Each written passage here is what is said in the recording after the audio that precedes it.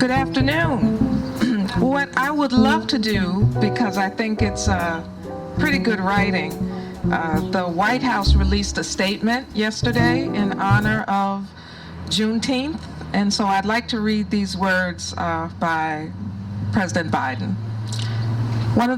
One of my proudest actions as president has been signing the bipartisan law establishing Juneteenth as the first new federal holiday since the Dr. Martin Luther King Jr. holiday nearly 4 decades ago.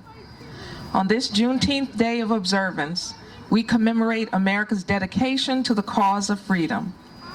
On June 19, 1865, months after the Civil War ended and more than 2 years after President Lincoln signed the Emancipation Proclamation freeing enslaved people, Union troops arrived in Galveston, Texas, to free 250,000 people still held in bondage. The arrival of Major General Gordon Granger and his troops signaled that the federal government would not relent until the last enslaved people in America were free. On Juneteenth, we commemorate that day and honor the tireless work of abolitionists who made it their mission to deliver the promise of America for all Americans. We honor the generations of activists who have advanced the need for our nation to recognize Juneteenth as a way to reconcile our past as we build a new American future together. Advocates like former State Representative Al Edwards, who authored the bill that made Texas the first state to designate Juneteenth a holiday, and Miss Opal Lee, known as the grandmother of Juneteenth, who joined me at the bill signing that finally made it a federal holiday. Importantly, making Juneteenth a federal holiday was only part of my administration's effort to advance racial equity and ensure that America lives up to its highest ideals. With the expansion of the child tax credit under the American Rescue Plan, we cut Black child poverty in half.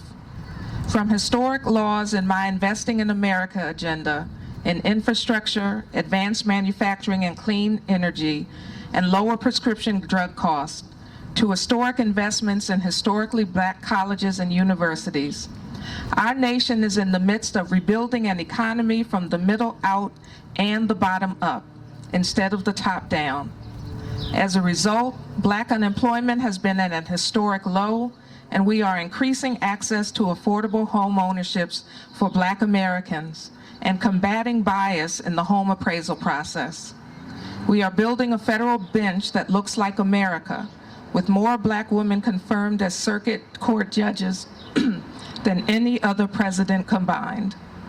I have taken action on marijuana reform by pardoning prior District of Columbia and federal simple marijuana possession offenses and directed a review of marijuana scheduling. With the support of families, civil rights leaders, and law enforcement, I signed an historic executive order on police reform at the federal level, and we passed the most significant gun safety law in nearly 30 years. But we know there is more to do. As we observe Juneteenth, we remind ourselves of the sacred proposition rooted in Scripture and enshrined in our Declaration of Independence, that we are all created equal in the image of God, and each of us deserves to be treated equally throughout our lives. That is the promise of America that every generation is charged to keep alive. The story of Juneteenth reveals that freedom, justice, and equality will always prevail. I call upon the people of the United States to acknowledge and condemn the history of slavery in our nation and recognize how the impact of America's original sin remains. I call on every American to celebrate Juneteenth and recommit to working together to eradicate systemic racism and inequity in our society wherever they find it. Thank you.